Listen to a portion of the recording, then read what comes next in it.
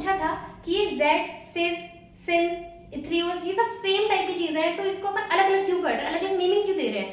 देखो ये क्या है कि ये अलग अलग चीजें हैं, इसलिए आपको अलग जगह पे अलग अलग ही नेमिंग करना होता है। देखो कंसेप्ट क्या बोलता है, सीज और ट्रांस आप कब यूज करोगे, जब आपको दो कोई भी सेम एटम दिखेंगे, आप उनकी कंपैरिजन में बात करोगे।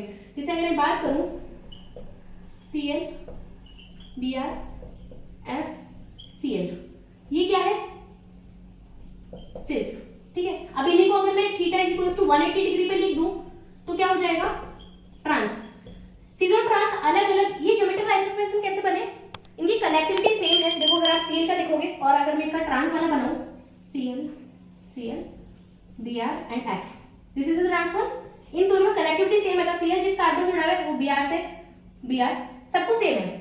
क्या होता है अगर आप इनका आईआर लोगे, आईआर क्या बोलता है, अगर डायपोल मोमेंट चेंज नहीं है, मतलब डायपोल मोमेंट जीरो है किसी मॉलिक्यूल के अंदर, तो उसका आईआर स्पेक्ट्रा नहीं आएगा, ठीक बात है। तो ट्रांस का आईआर स्पेक्ट्रा नहीं आता है। अगर आप यही चीज अगर अपन OH की बात करें, डायपोल मोमेंट ऊपर जा रहा है और एक तरफ नीचे जा रहा है, उसका डायपोल मोमेंट जीरो हो गया, तो ट्रांस मॉलिक्यूल का डायपोल मोमेंट जीरो होने की वजह से उसका स्पेक्ट्रा नहीं आएगा। जैसे OH, OH, H and H, इसका डायपोल मोमेंट क्या है, जीरो। और डायपोल मोमेंट एक मेजर फैक्टर है जिसकी वजह से आपकी स्पेक्ट्रोस्कोपी में डिफरेंस आता है। और दूसरी चीज क्या है, ट्रांस का ये जो लेंथ होता है ना, ये वाला distance L1 which is different from सिस1।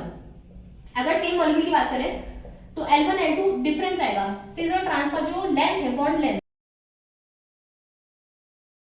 Microwave spectroscopy करोगे उससे आप क्या फाइंड आउट करते हो, मॉलिक्यूल का बॉन्ड लेंथ, ठीक बात है ना, इसलिए तो काम आ रही है वो।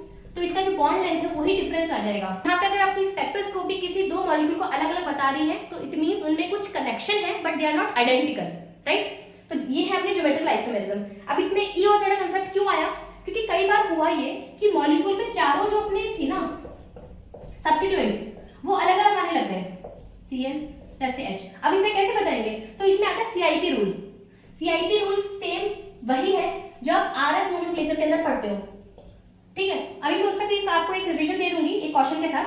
तो इस ये हो जाएगा अपना फर्स्ट, ये हो जाएगा इस इन दोनों के कंपैरिजन में ये हो जाएगा फर्स्ट, तो ये अपना हो गया E, ठीक है ना, क्योंकि ये अलग अलग इसमें सेम साइड होंगे तो अपना हो जाएगा Z।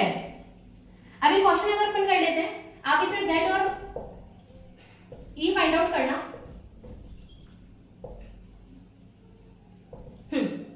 ये क्या है, अगर आप इसकी बात करोगे तो आपको ऐसे नहीं करना, मैंने बोला E और Z, तो ये है अपने Z बिकॉज ये फर्स्ट है और इसका ये फर्स्ट है। इन दोनों में कंपेयर करोगे, इन दोनों में कंपेयर करोगे, फर्स्ट फर्स्ट जिस तरफ होगा उसको आप Z बोल देंगे। अब सिन और एंटी क्या है, सिन एंटी काम आता है अपने ऑक्साइड्स में, क्या होता है, ओके। तो यहाँ पे सिन और एंटी का मतलब बिल्कुल भी सिस और ट्रांस उसमें नहीं जाएगा, क्योंकि सिन और एंटी का जो कंसेप्ट है ना ये भी CIP रूल के अकॉर्डिंग होता है।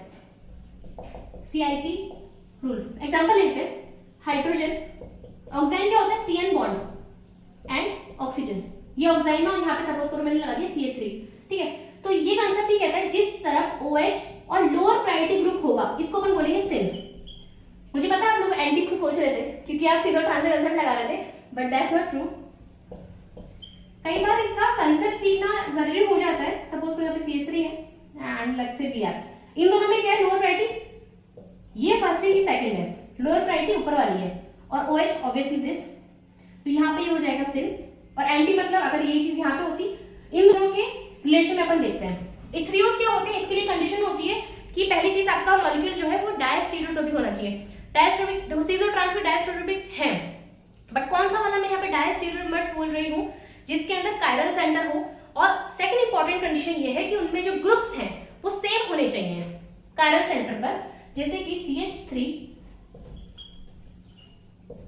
लेट्स से OH, तो ये ग्रुप एंड सेकंड यहाँ पे भी OH होना चाहिए, नहीं तो मैं नहीं बता पाऊंगी कि ये इथ्रियोस है या क्या, ठीक है। और अगर यही चीज अगर इधर होती, ये ऑपोजिट होते तो उसको अपन बोलते हैं थ्रियोस। देखो इसके और सिस और ट्रांस के लिए मुझे जो ग्रुप्स है ना वो सेम चाहिए, सेम ग्रुप होने चाहिए, नहीं तो मैं नहीं बता पाऊंगी। और सिन और एंटी और E और Z कंसेप्ट के लिए CIP रूल काम करता है। अब CIP रूल का एक रिवीजन कर लेते हैं, कैसा काम करता है, ताकि आपका RS का भी थोड़ा सा रिवीजन हो जाएगा। एक क्वेश्चन कर लेते हैं, उसमें सारा क्लियर हो जाएगा। ओके, तो आपको दिख रहा होगा, मैं इसको पहले लिख देती हूँ फिर बताती हूँ। ओके, तो रिवीजन के लिए सीआईपी रूल सबसे पहले कहता है कि आप सबसे पहले देखोगे एटॉमिक नंबर अगर सेम हो जाएगा, सेकंड पे आप जाओगे एटॉमिक मास पर, और इसमें फैंटम एटम का भी कंसेप्ट आता है, वो भी हम देख लेंगे। देखो अब इस डबल बॉन्ड का देखना है तो इन दोनों का कंपैरिजन करना है आपको, राइट।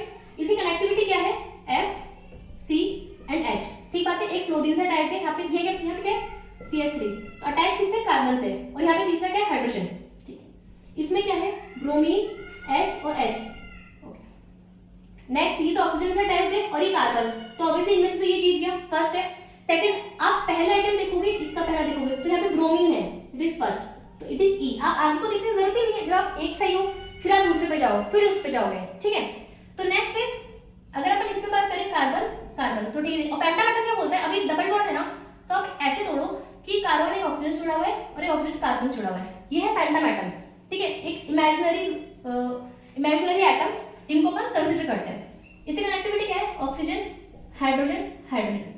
इसकी कनेक्टिविटी क्या है, ऑक्सीजन कार्बन, ठीक बात है ना, ये कार्बन C3, ओके। तो इसमें से एक चीज गया फर्स्ट। यहाँ पे क्या है, ब्रोमीन हाइड्रोजन, ठीक है।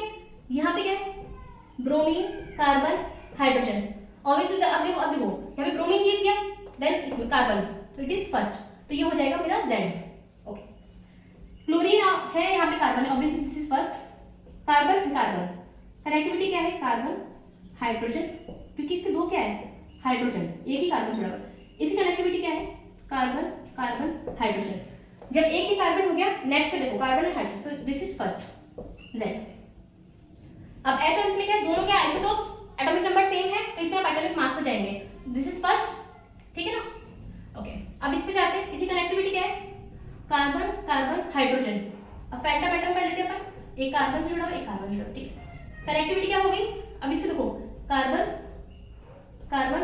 हाइड्रोजन, सेम है सब कुछ, तो आप नेक्स्ट वाले कार्बन पे जाओगे, मतलब इस पर, और इसका नेक्स्ट कौन सा है, ये वाला।